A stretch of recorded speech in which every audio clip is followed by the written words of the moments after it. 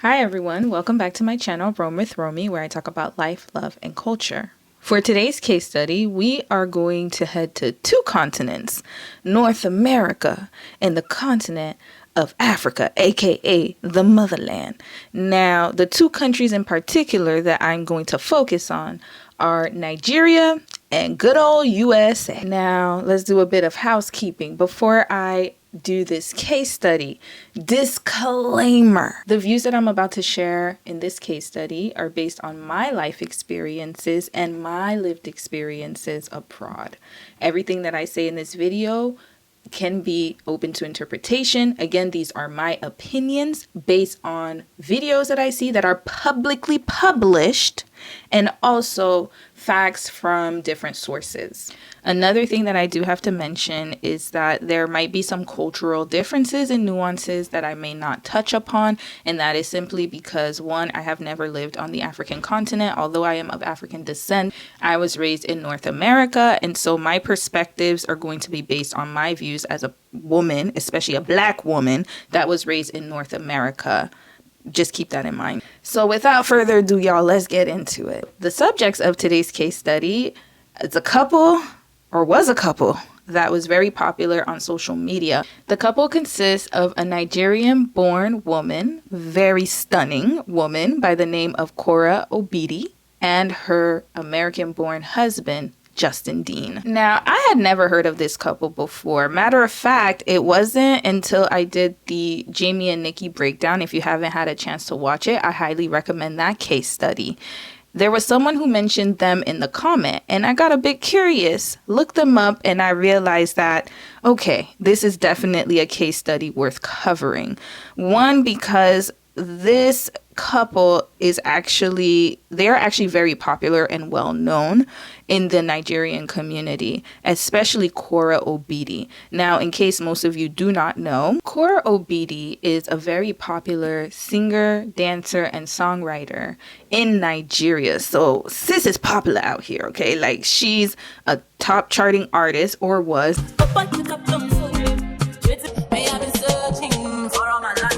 Sis is very well known in Nigeria, and she even has her own Wikipedia page. Now, look, I'm not going to get all my sourcing from Wikipedia. I know how some people feel about that. We know her in the public as Kora Obidi. However, her given name is actually Anita Chukwumfumnaya Obidi. Look, y'all don't get into me. Okay, let me know how to pronounce it. Now, this case study is going to be a little different from the others that I've done, mainly because this couple was very popular on TikTok and Instagram, but not necessarily on YouTube. So most of the clips that I'm going to use are going to be from those social media platforms. And another thing about this couple that's different from the other case studies that I've done is that I actually purchased Kora's book. Kora wrote an autobiography about her life and how it was growing up in Nigeria and her move to America and her divorce. And she goes into extensive detail about what has happened in her life. And I think that is going to serve as a backdrop to piece the puzzle together, because there are certain things that I wasn't able to capture on social media that sis captured in her book. Now we're going to hear her voice, y'all, because she has a lot to say. And I would highly recommend that you purchase this book if you really want to get to know her in a more human way, I should say, because it's so easy for us to look at celebrities and think of them as these characters. However, reading her book, I have a deeper sense of who she is. And to be honest with you guys, I actually really, really related to her in so many ways. And I'm actually happy that she wrote this book and she was able to share her truth. So this is her book. It's called Kora is Live. It is available anywhere where you can purchase a book, pretty much. And it's a good read. It's a little different from other books that I've read in the sense of, like, just here, it's more of like larger text. I will be using excerpts from her book to explain and fill in the pieces wherever we need to get more clarification. Now, before we get into the red flags, let's start by finding out a little bit more about Kora and her childhood and upbringing, and also Justin's childhood and upbringing. First, let's start with Justin because his social media profile is not as large and extensive as Kora's social media profile. We're going to get into that. So Justin grew up in Hermiston, Oregon, which is a small town. Now, y'all know how I feel about small towns and dating men from small towns, especially white men from small towns. We're going to get into it. However, this town is very small. I even checked the U.S. Census of Bureau because y'all know I'm thorough, okay? So I done went to the U.S. Census of Bureau. And as of July 2024, the population of this town is 19,000 folks. And y'all could imagine that there's probably not many folks of this hue. So we can already get an idea, and you're going to see how that affected a little bit of this situation, that he hasn't grown up around people of color, and he never really did. Let's just keep that in mind. Another thing is that this town elected their first Black City Council member in 2023. So that just goes to show you that he grew up in a very small town. Now, again, I'm not going to say that everyone from a small town has a very, I guess, narrow-minded / ignorant mindset, but I will say that it kind of lines up with the way that he speaks about people, and especially people of color. Now we know that Justin grew up in a small town, and Justin is actually very highly educated. He is a chiropractor. He practices out of Los Angeles, California, maybe in the Los Angeles area. He even has a website for his services. He has a good career. So that is a plus on his end, based on his online business and his profile, because this is public information, y'all. It looks like he specializes in disc injuries, chronic pain, pinched nerves, exercise interventions, and has trained in the 3 top leading facial release methods. All right. And he teaches neurocentric approach at professional conferences. So he's a very widely known chiropractor in his field. He has a clinical practice. He has worked with celebrities and CEOs, athletes, and patients. Also, he used to live in China. We're going to get into that. He spent 2017 in Shanghai, China, as a Chinese national team sports medicine doctor. So he has an extensive resume. I can't hold that against him. He been putting in work in the chiropractor field. Now, Kora, on the other hand, grew up in Nigeria. So according to Sis's book, because again, I got the receipt right here. According to Sis's book, she grew up in a government residential area reserved for elite accountants. Her father was an accountant and her mother was a nurse and a businesswoman. So Sis grew up in an educated household. Now, her parents valued higher education. I'm just reading off of my notes here. Her mother was the disciplinarian and promoted high performance in her children. I'm going to read an excerpt from Kora's book. Growing up, it was inexplicable. We all knew what was required of every one of us. My siblings and I knew we were only allowed to be nothing short of greatness. It was an unspoken rule. I remember almost peeing my pants when I didn't come first position in school, and I had to take my report card back home to my mom. I thought I was going to get a whooping. I didn't. My mother was a disciplinarian, to say the least. Kora grew up speaking French and other languages and also went to military school. She grew up in one of the most strictest religious households. Her parents were very devout Christians. In a sad turn of events, we find out in her book that her mother actually died of cancer. Her mother passing away served as a pivotal point in her family's trajectory. I think that left a big void in her, and her mother passing away also led to a lot of sexual abuse and her being vulnerable to that, which we'll get into soon. There are a lot of sources that outline what happens when a child loses a parent and how it can affect their development into adulthood. The Pittsburgh Department of Psychiatry researchers recently completed a 7-year prospective examination of pediatric grief following parental death, the longest and most detailed study to date.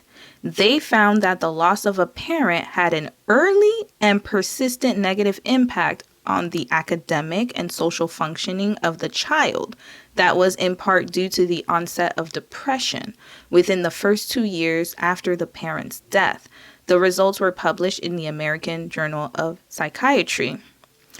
And they go on to say, we found that kids who have lost a parent are more than twice as likely than non-bereaved kids to show impairments in functioning at school and at home, even 7 years later. Importantly, this finding held up even when we adjusted for risk factors such as pre-existing psychiatric disorder in the child or parent. Grieving children also had higher rates of post-traumatic stress disorder, PTSD, than non-bereaved children at all time points. Now, you're going to see how this makes sense in Sis's book because she goes into detail about that. Another thing that I must mention is that children who have lost a parent are more vulnerable to outside societal risk factors such as abuse and child abuse. Now, when it comes to child research has shown that family and acquaintance child abuse perpetrators have reported that they look for specific characteristics in children they choose to abuse. This is going to make sense when I read the excerpts from her book.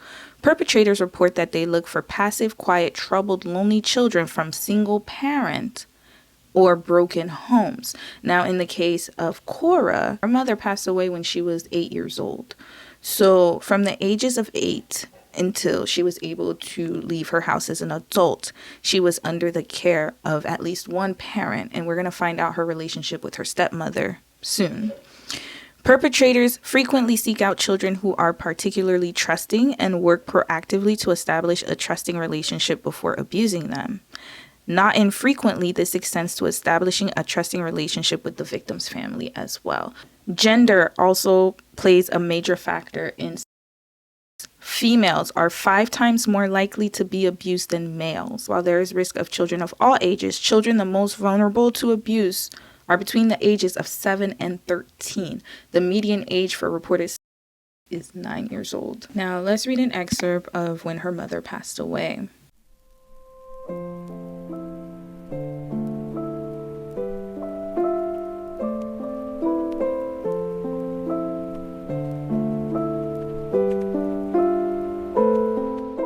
So now Kora goes on to say that she had a lesson teacher by the name of Uncle Francis. And one day he decided to, I guess, dry hump her while she was studying. First he gained her trust, and then he decided to dry hump her. And that was the first time that she was ever violated.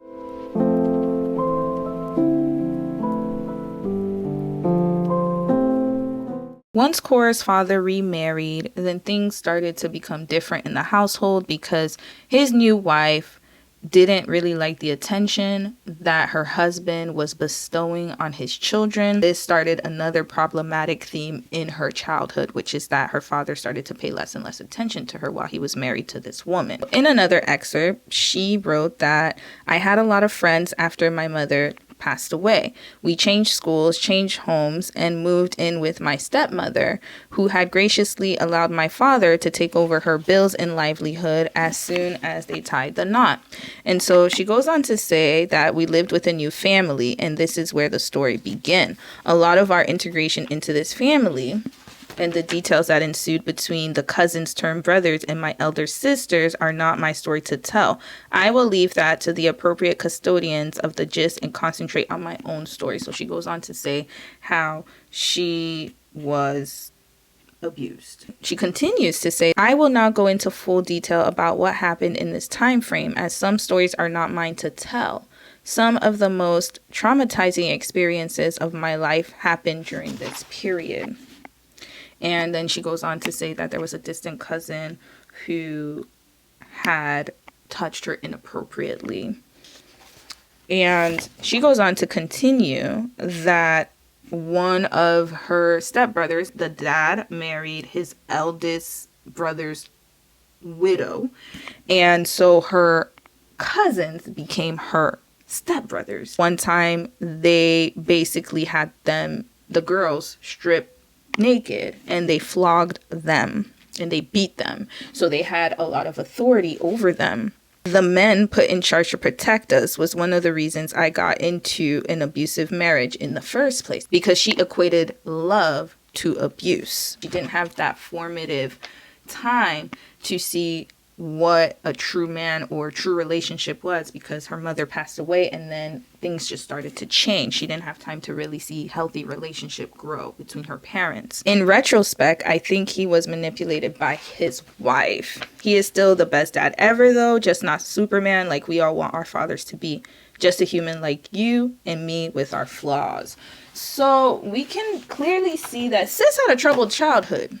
Sis had a troubled childhood. From the time that her mother passed away, everything changed for her.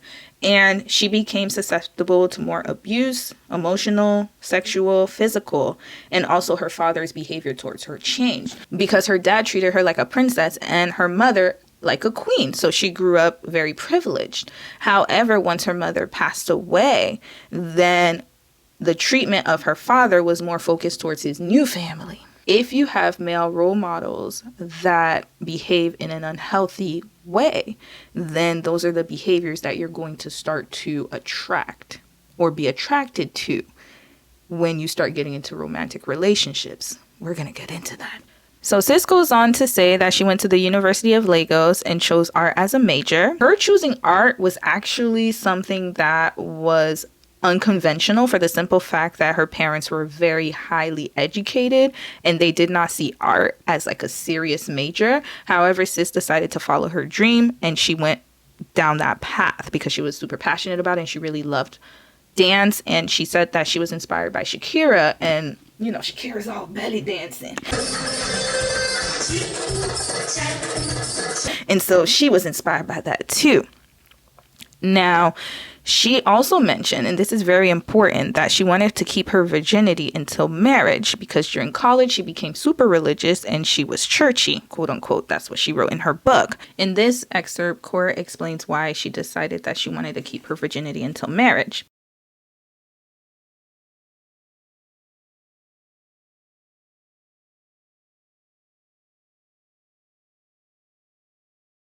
So at the time, you have to remember, this is cultural as well, especially in certain traditional cultures such as Nigerian culture. I can even name a whole other spectrum of cultures that practice this. In many traditional collectivist cultures, virginity is prized, especially regarding religion. Offering your virginity to a man is seen as the supreme gift, especially for your husband to know that you are untouched and that no one has ever been able to have you.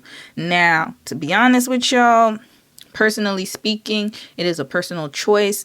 I do believe that everyone has a decision to make about what they want to do with their body. And however you choose to do it for whatever reason is up to you. What I will say, though, is that growing up in the church, as I did, it was something that was very well taught to us. And if you lost your virginity, it's almost as if you were kind of tainted. And I'm not saying that a lot of churches believe that, because there are some churches that will tell you that, you know, you can be redeemed and then you can go on a path of celibacy.